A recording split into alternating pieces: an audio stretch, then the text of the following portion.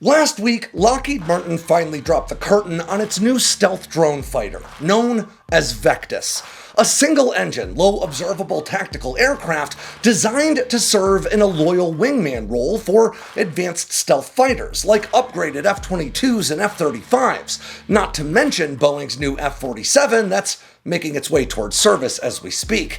Now, Lockheed is touting this new jet as the most survivable of any loyal wingman drone, which within the Air Force are known as Collaborative Combat Aircraft, or CCAs. And that is thanks in large part to its very stealthy design, with no standing vertical tail surfaces, a lambda delta wing, and a dorsal mounted air intake. And while that's important to pay attention to, there was a different part of Lockheed's press materials that really caught my attention.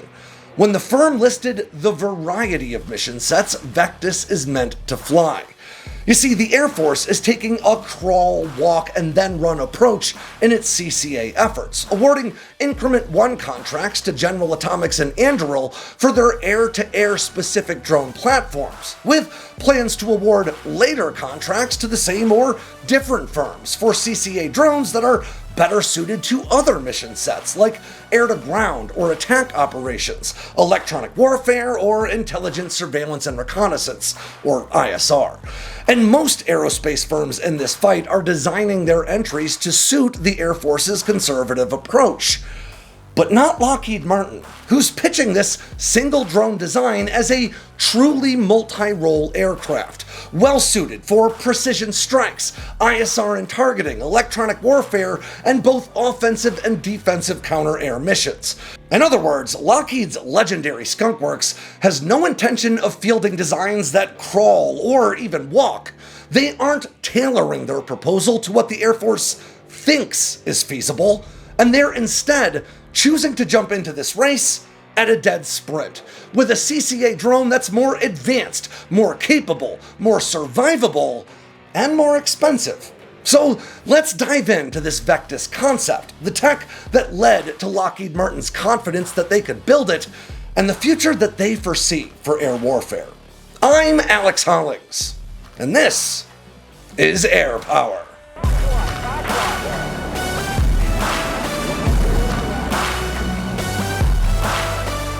The U.S. Army just awarded Lockheed Martin nearly $10 billion to expand production capacity on some of the Patriot air defense system's most capable interceptors, the PAC-3 SME, with the goal of taking delivery on almost 2,000 of these weapons by the end of 2026. And I've been staying on top of this story with Ground News.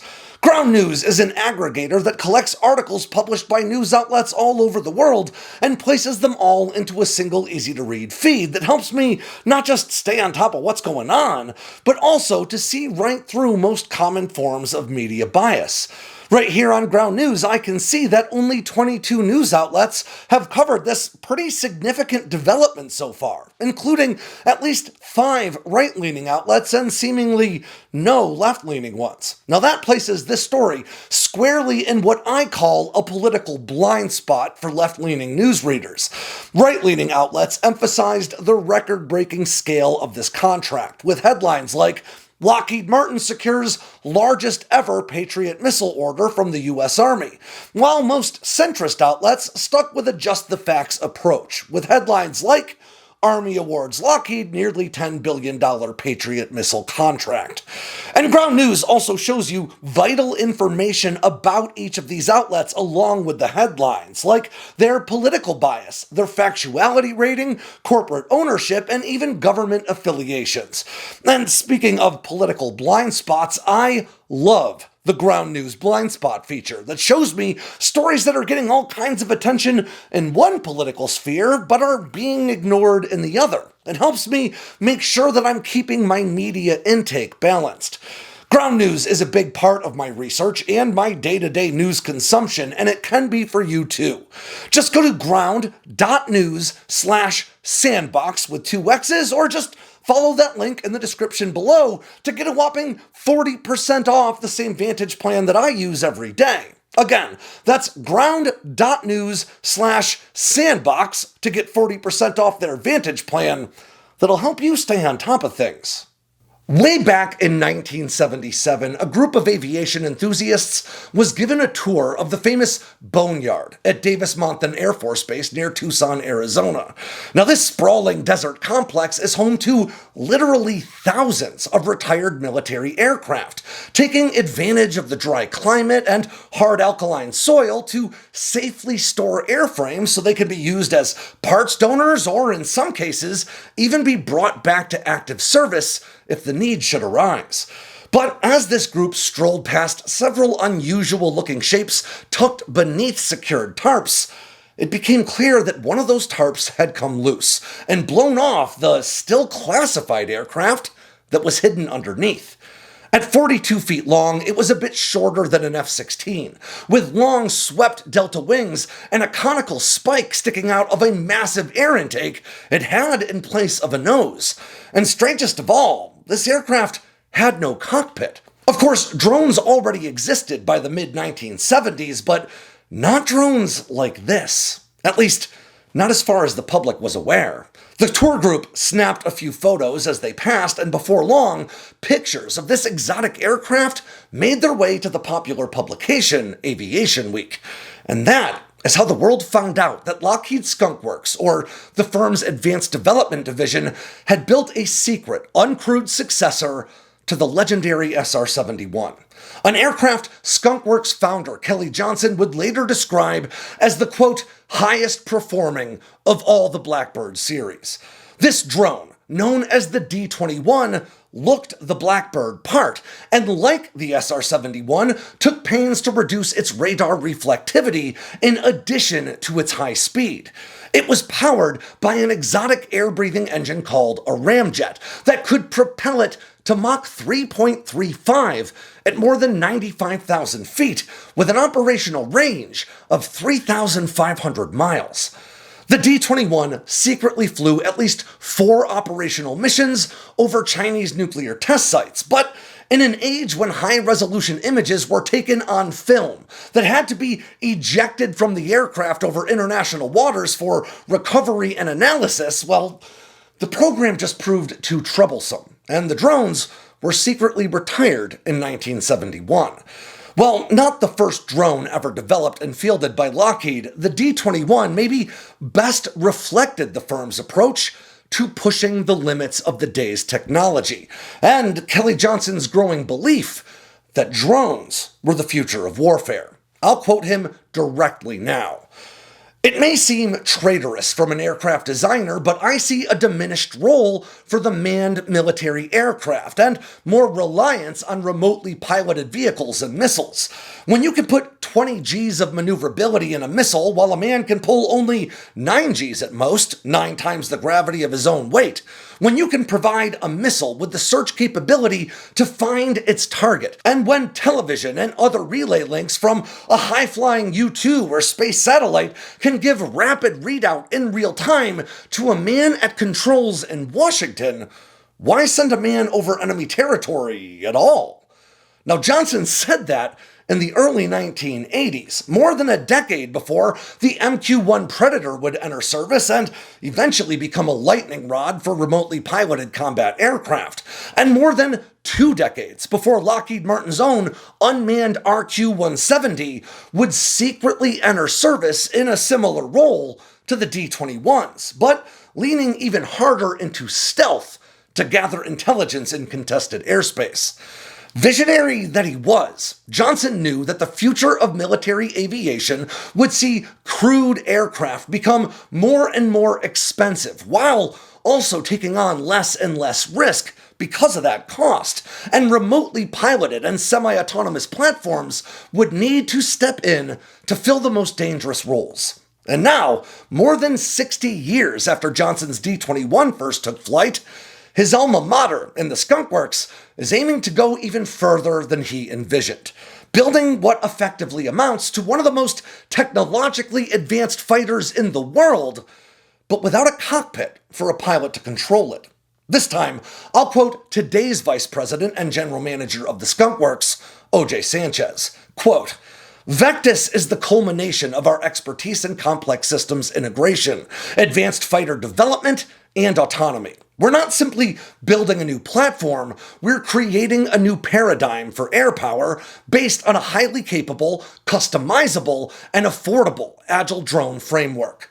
Now, Sanchez would go on to describe this new Vectis drone as a Group 5 uncrewed aerial system, the largest category of drones and remotely piloted aircraft that includes all uncrewed platforms that weigh more than 1,320 pounds and operate at altitudes above 18,000 feet, which is the same class as all the other CCA offerings. He didn't offer much more, other than the fact that this jet is larger than Lockheed's recently unveiled Common Multi-Mission Trucks, or COMETs, which are effectively single-use cruise missiles equipped with sensors or electronic warfare systems instead of an explosive warhead. But he said it was also smaller than an F-16 Fighting Falcon. Now that is a pretty wide range. The Comet is reportedly just 96 inches, or 8 feet, about 2.4 meters long, while the F-16 is almost 49.5 feet, or around 15 meters long. So we'll need to do some reasonable extrapolation to get a realistic sense of the Vectis' scale. Now, Vectis is expected to offer a lot more capability than the Air Force plans to get out of Anduril's YFQ-44 or General Atomics' YFQ-42, both of which are right around 20 feet long. And as such, I think it's pretty likely that Vectis will be larger, maybe in the 20 to 30 foot range, which would give it sufficient interior space for an internal weapons bay, an onboard radar, and the electro-optical targeting suite that we see depicted in Lockheed's recent Vectis animations. Now, Vectis has been designed to have a small footprint in terms of support personnel requirements and to be relatively easy to maintain, and that's all about allowing the drone to be operated from dispersed and austere airfields as a part of the Air Force's Agile Combat Employment, or ACE, concept of operations, which is predicated on the idea of distributing your combat assets, or aircraft, to make them more difficult to target via long-range missile or drone strikes. Now, Vectis will be powered by a single jet engine that's fed through a dorsal-mounted intake with an S-duct, and that S-duct is meant to prevent radar waves from reaching the turbofan itself and reflecting back. At the rear of the aircraft, the engine will exhaust through a shrouded nozzle meant to minimize both radar and infrared signatures. And we can see both of these design elements in a brief cutaway shown by Lockheed Martin. Now, Lockheed's press materials say Vectis will be able to keep up with fifth-generation aircraft in strike packages, but will likely be a high subsonic aircraft with a non-afterburning engine. And this is a pretty common sticking point in comments under just about any video about CCA drones, because all publicly disclosed CCA designs have been subsonic so far. But the truth is, fighters tend to lean into their afterburners very sparingly in most operations, lest they burn through all the fuel that they need for the fight. Now, Vectis' range is also a mystery, but Lockheed described it as extended to be, quote, compatible with Indo-Pacific, European, and Central Command theaters. We also know that it'll be runway dependent, just like the fighters it aims to operate alongside, but its landing gear layout has not been revealed. And maybe the most defining characteristic of Vectis is its stealth, which Lockheed clearly sees as the best in class within the CCA category.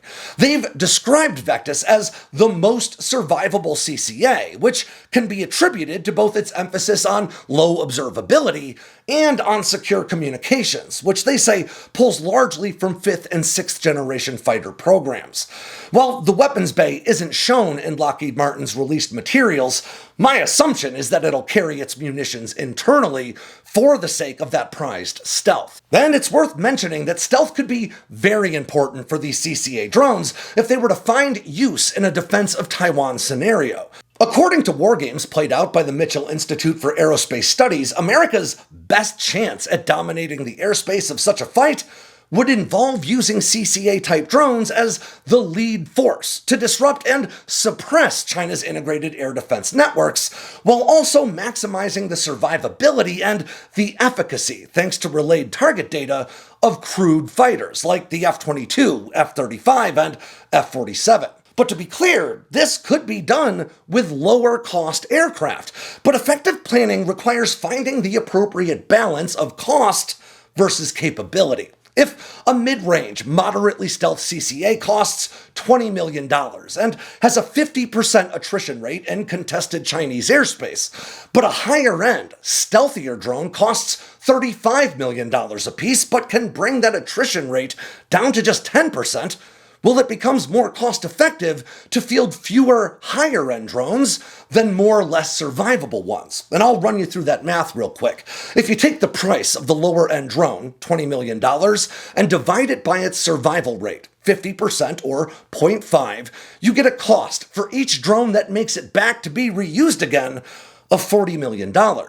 Then take the more expensive and stealthier drone at a cost of $35 million each and divide that by a survival rate of 90% or 0.9, and you get a cost of around $38.9 million per returning drone for an actual savings of around $1.1 million per surviving aircraft. Of course, in reality, it would not be one type of drone leading that fight, but rather a plethora of systems that would include long-range cruise missiles and similar single-use turbine-powered drones carrying ISR and targeting sensors, electronic warfare systems, and more, flying alongside semi-attritable or low-cost, non-runway dependent CCA-type drones like the XQ-58 Valkyrie. Then medium-cost and medium-capability CCAs like the YFQ-42 or 44, and then potentially high-end CCAs like Lockheed's Vectis.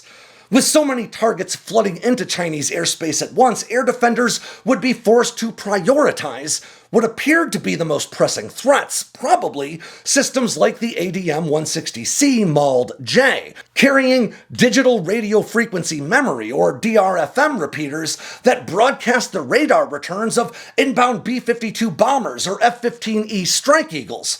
The next most important targets might be stealthy AGM-158 JASSM cruise missiles closing with targets, and then cheaper, more detectable cruise missiles like Anduril's Barracuda 500M before they could even begin to worry about the barely there returns of high-end stealth assets like Vectis. Now that variety of targets and capabilities makes for a hornet's nest of targets for air defenders to try to manage and increases the survivability or the likelihood of mission success for all of the aircraft involved. Now, to be clear, this doesn't negate the simple arithmetic we did above, but rather shows how complex that arithmetic would need to get for really effective mission planning of such a fight. But when it comes to semi-autonomous or AI-operated drones, the truth is a cool stealthy design and a good-looking paint job aren't really all that important, and what really matters is the hardware and software tucked inside that fuselage. And that could be where Vectis may really shine. Lockheed Martin has claimed to incorporate technologies into this drone that were developed for its fifth-generation fighters, both the F-22 and F-35, both currently amid large-scale upgrades, as well as their sixth-generation fighter design that ultimately lost out to Boeing's F-47 proposal. In other words, Vectis is not a budget fighter, but rather a truly high-end asset that may well offer some capabilities that even exceed that of some crude fourth-generation jets. But in order to leverage those capabilities, Vectis needs to integrate seamlessly with crewed fighters, while also offering a high degree of reliable system autonomy.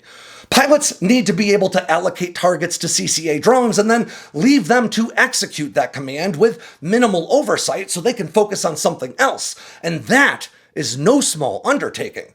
As we've discussed several times before, the Air Force Research Lab is actively installing the hardware for AI control in a half a dozen combat-coded F-16s as a part of Project Venom, or Viper Experimentation and Next-Gen Operations Model, and has been maturing these AI fighter pilots using a heavily modified F-16 known as the X-62 Vista for at least 4 years now, within the broader Skyborg initiative. But Lockheed Martin also has pretty substantial experience in this arena. Not only did they play a direct role in building the X-62, but their practical demonstrations of manned-unmanned aircraft teaming date back even further than that Skyborg effort that started back in 2020. 10 years ago, in 2015, Lockheed Martin's HAV Raider 1 saw that X-62 autonomously conduct formation flights alongside a crewed fighter.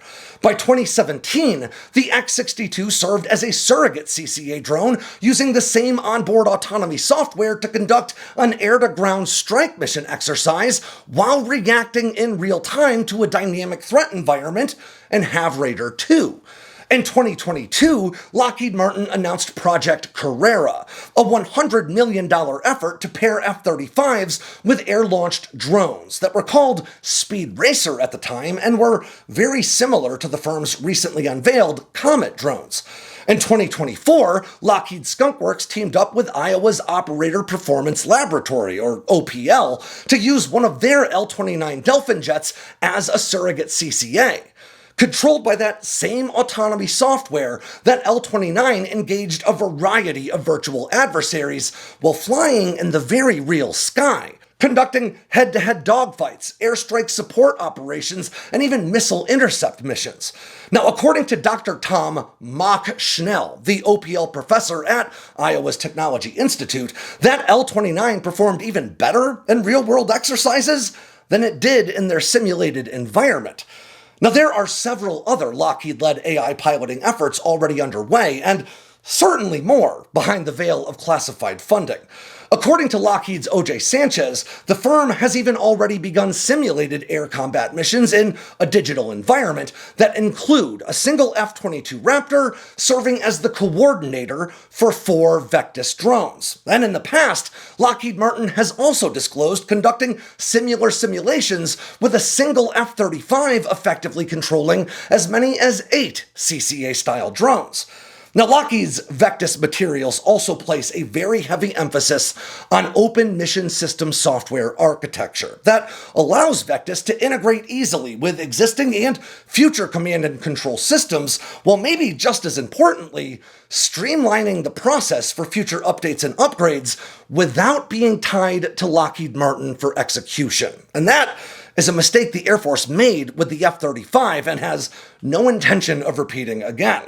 Ultimately, development of CCA drones throughout the American aerospace industry has, to some extent, mirrored the development of tactical aircraft as a whole, just on a much more abbreviated timeline. For decades, just about every major mission set came with a purpose-built aircraft to do that job. But as systems began to mature and technology started to shrink, we began to see those roles consolidate into fewer separate types of jets. There was a time when attack aircraft like the A-6 Intruder or the A-4 Skyhawk would handle air-to-ground operations while fighters were mostly relegated to air-to-air duties. But then, in 1991, an F/A-18 Hornet became the first fighter in history to seamlessly transition from engaging an airborne target to a surface target. And seemingly overnight, specialized attack aircraft began to just disappear from American rosters in favor of more modern multi-role fighters. Likewise, electronic warfare aircraft are still a vital element of American air operations, but increasingly, advanced fighters are now carrying their own powerful electronic warfare capabilities, while others are finding their way into air-launched drones that can be carried by any tactical aircraft as this process continues. And likewise, the Air Force's CCA plans to date have called for specialized single-mission platforms like the air-to-air focused YFQ-42 and 44 in testing today, meant to be followed by attack-oriented CCA designs and eventually other mission sets with other drone designs. And in keeping with that, most CCA drones that are flying today tend to have a fairly singular focus. Kratos' XQ-58 Valkyrie is rapidly maturing into a full line of different drones for different jobs. Boeing's MQ-28 Ghostbat is currently only equipped to fly ISR operations. Northrop Grumman's Model 437 Vanguard has yet to fly without a pilot at the stick, but is meant to help mature the firm's own autonomy systems. Now, that isn't to say that these CCA drones won't become more capable over time. I am certain that they will. But But by crawling before they walk and walking before they run, these aircraft do have a better shot at meeting the specifically defined criteria being laid out by the Air Force for each of their subsequent tranches of CCA contract awards. But Lockheed Martin is clearly taking a different approach, choosing to combine their decades of experience in developing multi-role stealth fighters, advanced and very stealthy UAVs, and autonomy software to skip past the era of single-purpose jets and leap right into the multi-role future.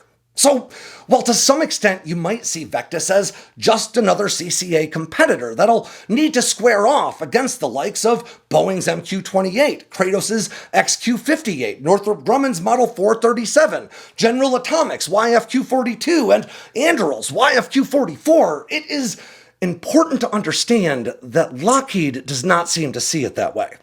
While those other entries are largely being developed to compete directly for Increment 2 or 3 Air Force contracts, Lockheed has said plainly that Vectis is aimed at no specific competition and was instead developed out of the firm's own analysis and what they call, quote, listening to the U.S. Air Force, the U.S. Navy, and our international partners to build an aircraft that is, quote, very attractive to multiple mission problem sets. In other words, Lockheed Martin is betting that its Skunk Works can build a CCA drone that is so capable that it forces the Pentagon to reassess its approach to fielding these platforms at all. An aircraft that truly does create a new paradigm for air power. But before they can do any of that, the Skunk Works needs to get Vectis out of its digital training environment and into the real world, which Lockheed Martin says will happen within just the next 2 years, with it flying by 2027. So I guess we'll just have to wait and see. And with that, ends yet another edition of Air Power from Sandboxx News. I'm Alex Hollings. Make sure to swing by sandboxnews.com today and every day for all the latest in news, entertainment, and now merch from all around the force. If you got anything out of today's video, please click like and please click subscribe down below. I'm trying to hit 500,000 subs before the end of this month. And of course, make sure to leave a comment so I know what I should cover next, and tap on that bell icon so you never miss a drop from Sandboxx News.